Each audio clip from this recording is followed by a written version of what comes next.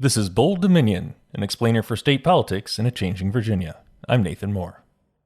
This is going to be a rough one, folks. A content warning to start things off. In this episode, we discuss eugenics and forced sterilization, and there's a brief mention of rape in the back half of the show. Eugenics. It's a term we mostly associate with fascist regimes, and for good reason. Nazi Germany of the 1930s and 1940s was the most infamous and horrifying manifestation of eugenic ideology. In the early 20th century, eugenics was a pseudo-scientific approach, which is really a way of saying a false scientific approach, to controlling the qualities of humanity by choosing who gets to reproduce and who does not. But this is a show about Virginia, remember? So here's the brutal truth. Our own state adopted the eugenics ideology before the Nazis got to it. The Virginia Eugenics Sterilization Act passed in 1924. That's less than 100 years ago. The law allowed for the forced sterilization of individuals confined to state institutions. And while it was repealed in the 1970s, that initial law was never officially ruled as unconstitutional. And somehow, as we think back on our own history, the horrors of eugenics during this 50-year period, give or take, go more or less forgotten about. We have a compulsion, particularly in America, I think, to kind of want to achieve some kind of historical balance with our emotions and what we feel and think about history. So if we tell a bad story, we feel pressured to tell a good story to sort of achieve sort of a neutral plane on which the past is told through. And that's not always possible. And it's certainly not, I think, a healthy impulse when thinking about the past and some of these questions, particularly looking at the history of eugenics raised. That's Elizabeth Catt. She's a public historian, editor, and writer of compact nonfiction. She's the author of Pure America, Eugenics and the Making of Modern Virginia. Her book examines the Virginia eugenics movement through the lens of land ownerships, through the modern buildings that once served as institutions, through the mountains that once held Virginia's citizens who were pushed away to make for national parks, and much more. She sat down with Bold Dominion producer Ariane Ballou to discuss Virginia's eugenics history and her approach to writing the book. Depressing travel guide, I think is how my publisher described it, but it is a book about the American eugenics movement, centered on the history of the movement in central and western Virginia. So I live in Stanton, I live in the Shenandoah Valley, I live in central Virginia, and so it is a history of what American eugenics looked like. So from about the turn of the 20th century till about World War II, what it looked like in my neighborhood and some of the landscapes and communities that I interact with every day. So you'll see the Shenandoah National Park, you'll see the University of Virginia, you'll see some landscapes that are in my community, some cemeteries. And I wanted to tell a story through land and changes in the land, because I think that eugenics is something that is really well researched, but not so well remembered by the American public. And I thought that if I could write something that keyed in their imaginations to things that were still visible in their communities, then they could sort of take stock of how that history has left its mark on the world around them. So could you break down? You start with talking about the Western State Hospital, right? And you use that as kind of a jumping point for 3 or 4 different areas of how the Virginia eugenics movement is played out. Could you dive into kind of an overview of what that history is? Yeah, sure. So we can start actually with what eugenics actually is, because we're just talking about how people don't really get a lot of that history in school, so they might not even be familiar with the term eugenics. And so what we mean by eugenics is a scientific philosophy that aims to breed better human beings, that aim to use selective breeding to buttress the human race. And I write about eugenics from the late 19th century, early 20th century to World War II. So when we're talking about improvement of the human race, we're talking about the white race. That was very implicit in eugenic science. Sometimes eugenic philosophies are geared towards encouraging good genetic specimens to reproduce, and we would call that positive eugenics, because the goal of those aims are to add people to the population. And sometimes, and this is particularly true of America, eugenic goals was to reduce certain people from the populations And we would call that negative eugenics, so subtract people from the population, and people who are really vulnerable to eugenic schemes in the time period that I write about were all disabled people, poor people, Black people, and Native people. Generally, the people that we see discriminated against in other eras kind of come to the front in this era too as victims of eugenics. And so those ideas were incredibly popular in the United States. We would see feature films with eugenic themes. More than half of the American population supported eugenics in the abstract, and that number rose when you would kind of soft border those questions like, do you think some people shouldn't be born? Eugenics was pitched by national leaders and people very influential in the movement, including leaders at University of Virginia, as a participatory science. So anybody that was rational and forward thinking would want to take these ideas seriously. I look at it in my particular study of eugenics is what that looked like locally. So it's really straightforward to talk about how it existed in the University of Virginia. We're talking about a faculty that grew from the esteem of the ideas that were being circulated by prominent faculty, grown by leaders like Edwin Alderman, and distilled through leaders in the medical school and biology program, for example. So understanding what eugenics looked like at the University of Virginia is more unknown than it should be, but also a generally straightforward task. But then we can move into landscapes like the Shenandoah National Park, which is a little bit more subjective, more hidden. And the idea there is that during the creation of this park in the 1920s, it takes place in a world that's sort of awash with eugenic ideas, and particularly the idea that people should be willing to give up things to benefit the larger good. And of course, that comes through profoundly in sort of the eminent domain laws that the state of Virginia used to get people who are living in the future park off the land. And sort of, we can also see the resurgence of eugenic ideas, and the imprint of eugenic ideas, and what happened to people who were removed from the land to make way from the park. After they were removed, they ended up in institutions like Western State, which is in my backyard and sort of the impetus for writing this book. My home, Stanton, is an anchor within the state hospital system, the state psychiatric hospital system. It's home to Western State Hospital, which was one of 5 psychiatric institutions that the state maintained. It was exclusively for white patients before integration. And it was serviced by a superintendent in the eugenics era named Joseph DeJarnett, who is one of the most emphatic and vocal leaders of the eugenics movement, a true acolyte for eugenic sterilization. And under his leadership at Western State, it sterilized the second highest number of individuals in this state. So in terms of what happens locally, we can tell interesting stories like, what is it like to have an institution of that size and that sort of caliber and that single-minded focus kind of at your doorstep, and how does that change what the land looks like and where power is circulating in your community? So I try to draw all those together in sort of an interesting conversation about what remains, what's remembered, what isn't remembered, and what we can do to kind of sustain memories in the future. So you mentioned Joseph DeJarnett. There are many other names of figures in this book, varying sort of flavors of eugenicist. One thing that you kind of explicitly comment on and decide, like make a decision to do in some ways, is to say, I'm not going to contextualize them in a certain way and say, oh, they were men of their time. Tell me a little bit about that first before I dive into the rest of it. So Joseph DeJarnett was such an emphatic supporter of eugenics that he earned the nickname Joseph Sterilization DeJarnett. He was somebody that even people, not everybody, but many people in his own time found to be extraordinarily creepy.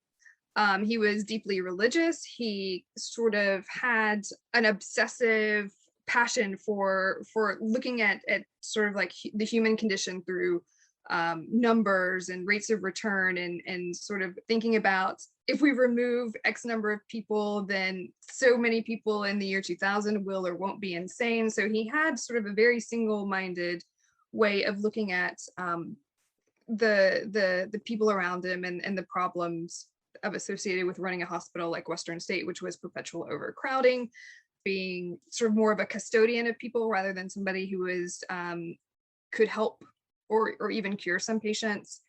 And there's, there's many Joseph DeJarnets out there within the world of eugenics.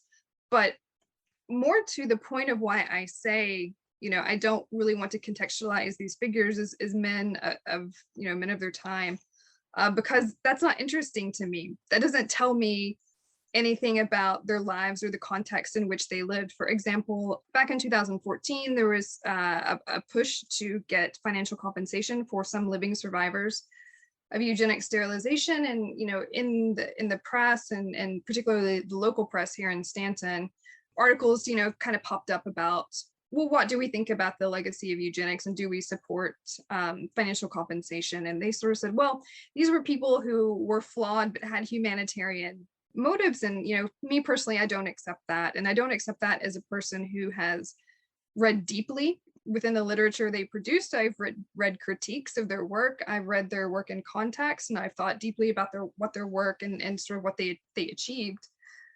But also, me saying in my book that he's creepy and why people found him creepy and sort of like why his ideas were flawed even in his own time is a lot more interesting and a lot more educational than just saying like, well, he was representative of people who had power at his time. So I like to signal that I am not available to have conversations about, kind of like excusing historical figures. And, I think the trade-off for that is, kind of getting a much more nuanced and fuller portrait of who they were without kind of putting a soft border around it.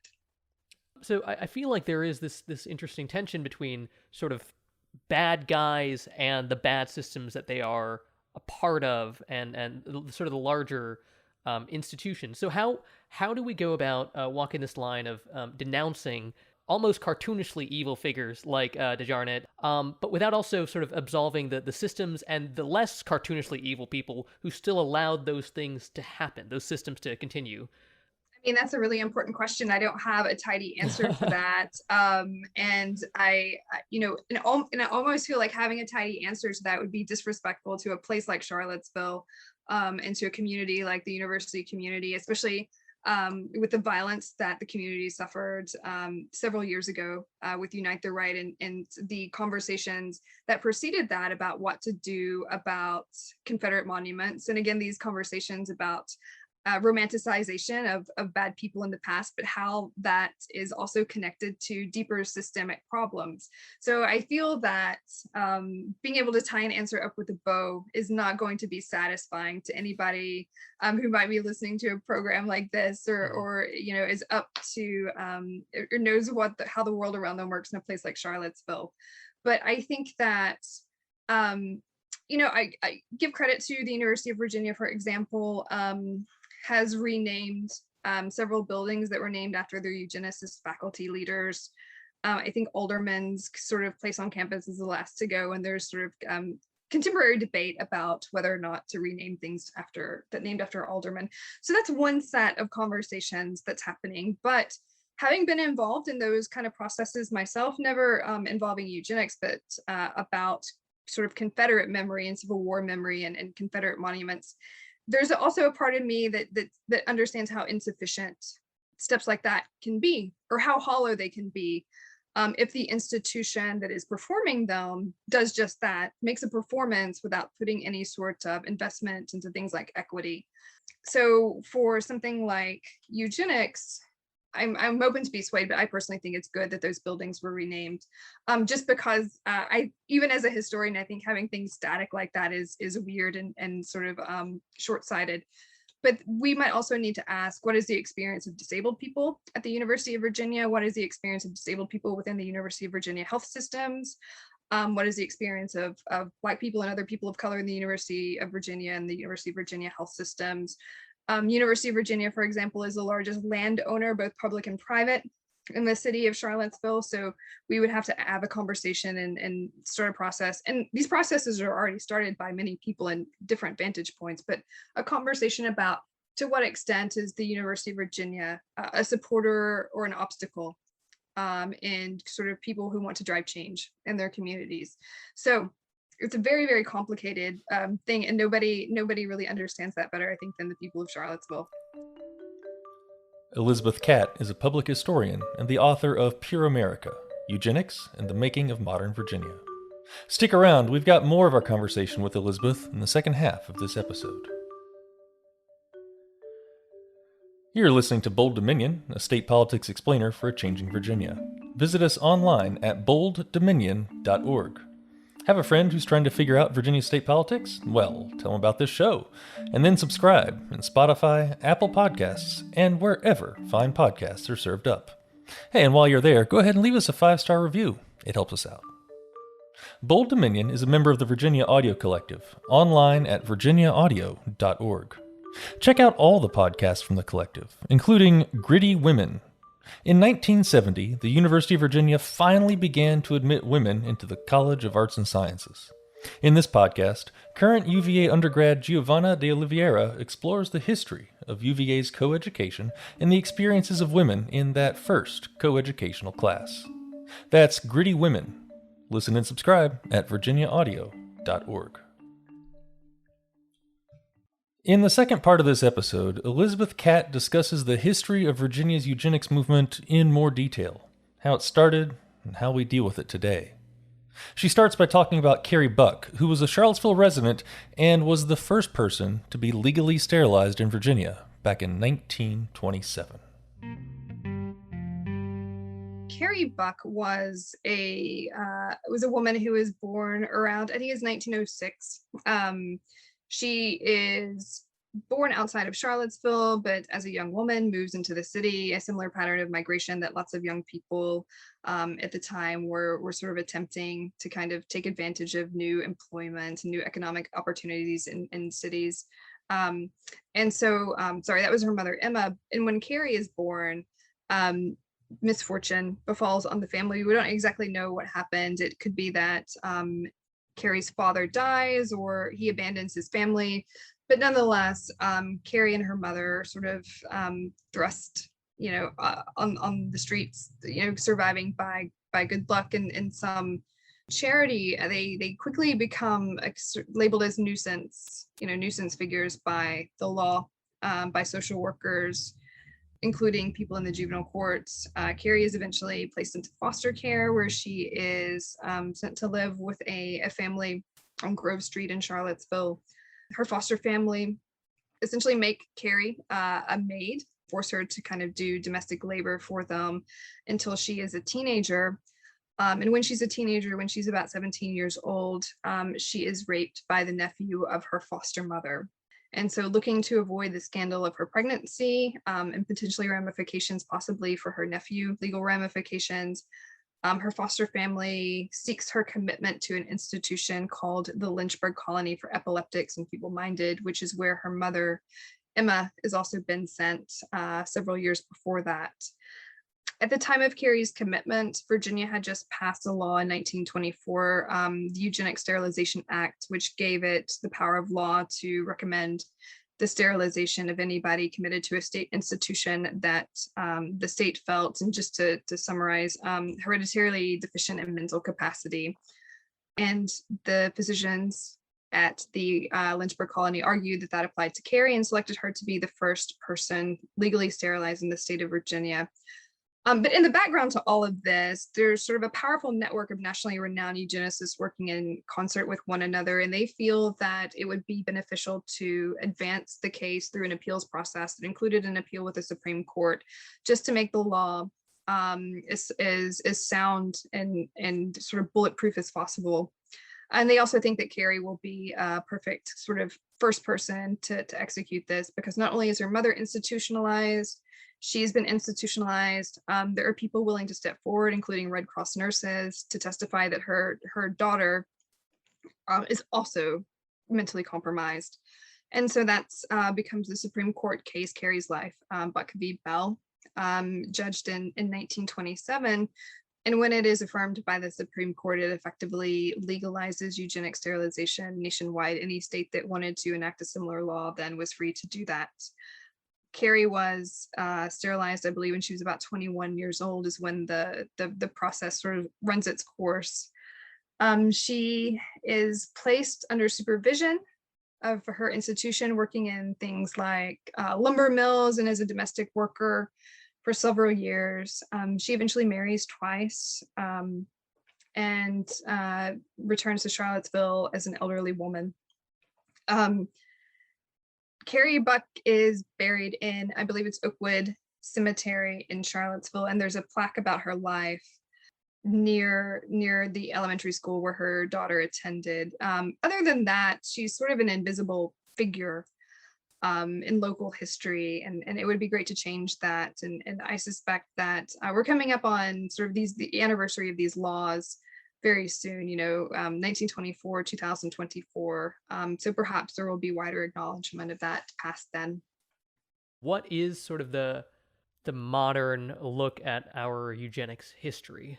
So Buck v. Bell is still technically law of the land. It's never been overturned by the Supreme Court. What happens instead is that many states, including Virginia, start voluntarily withdrawing laws that permitted eugenic sterilization in the 1970s. And so by 1979, most of the laws that allowed, and the statutes that allowed eugenic sterilization are off the books in Virginia.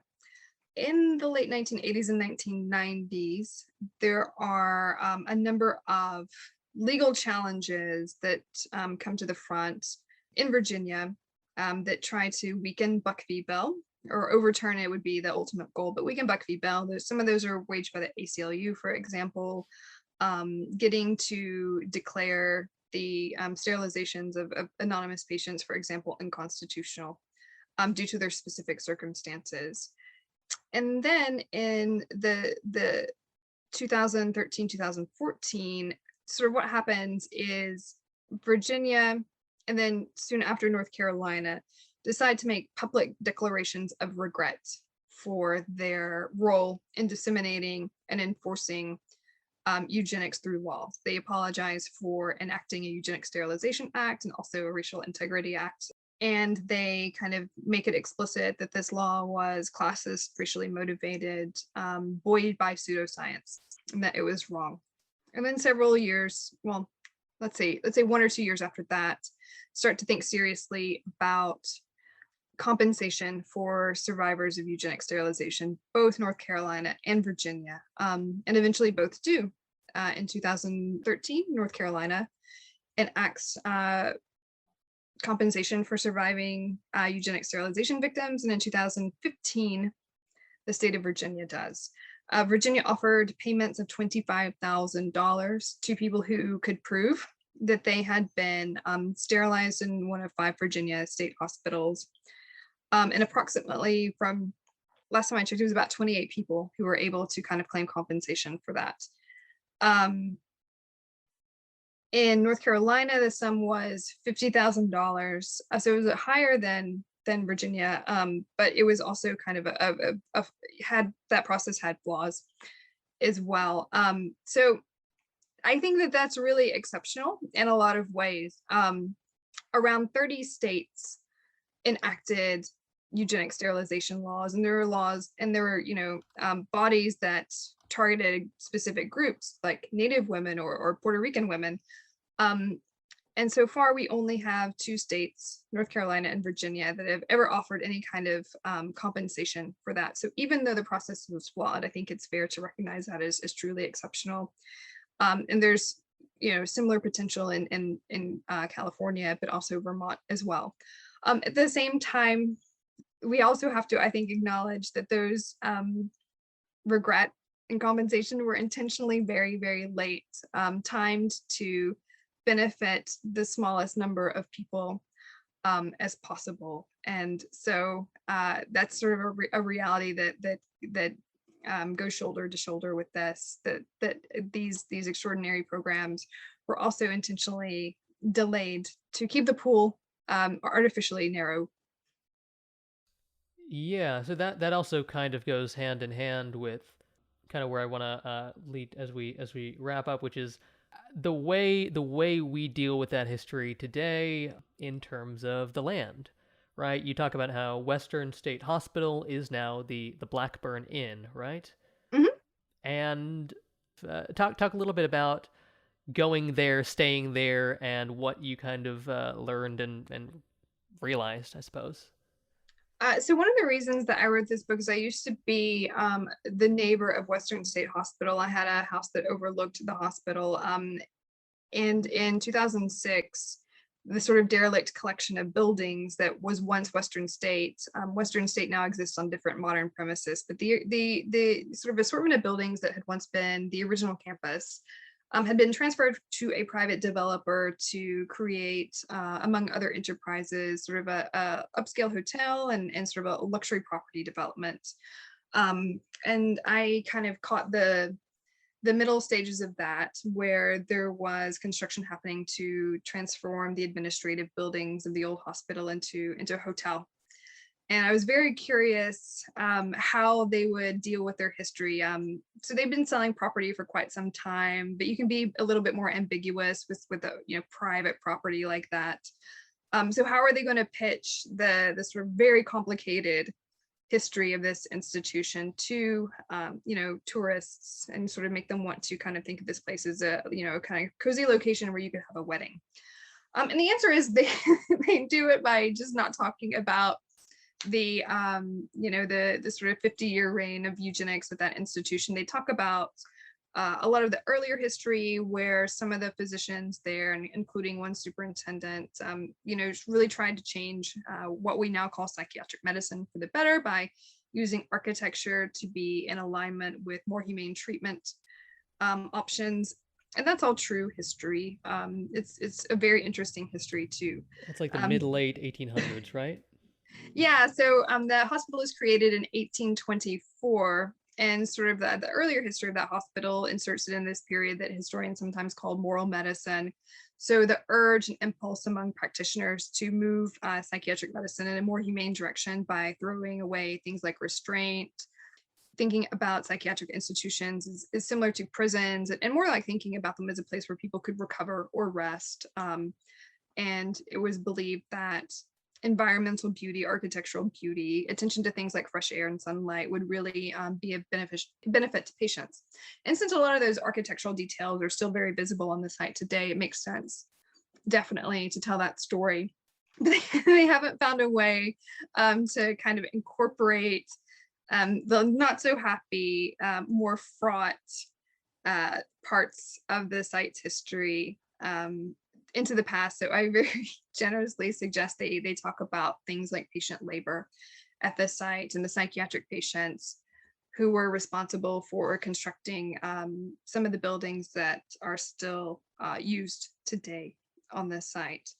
But I think that the history, kind of looking at the history of eugenics that way, there's lots of ways that I could have told the history. I could have talked about really gruesome operations. I could have talked about really ugly philosophies, and certainly I don't erase those from the history at all.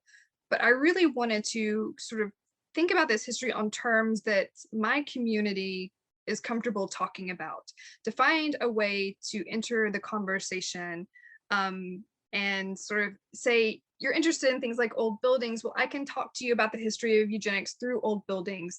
So if you don't want to listen, then I think that there might be something deeper going on. And so that's kind of where we're at right now.